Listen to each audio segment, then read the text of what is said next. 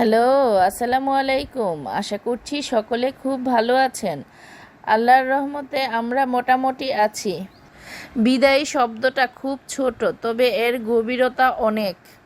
ভাইয়ার বিদেশে যাওয়ার দিন যত এগিয়ে আসছে ততই যেন মনের ভিতর একটা শূন্যতা কাজ করছে। বিমানবন্দরের ভিতরে সবার চোখে বিষাদ, চোখের কোণে জল, চারপাশে যাত্রীদের ব্যস্ততা।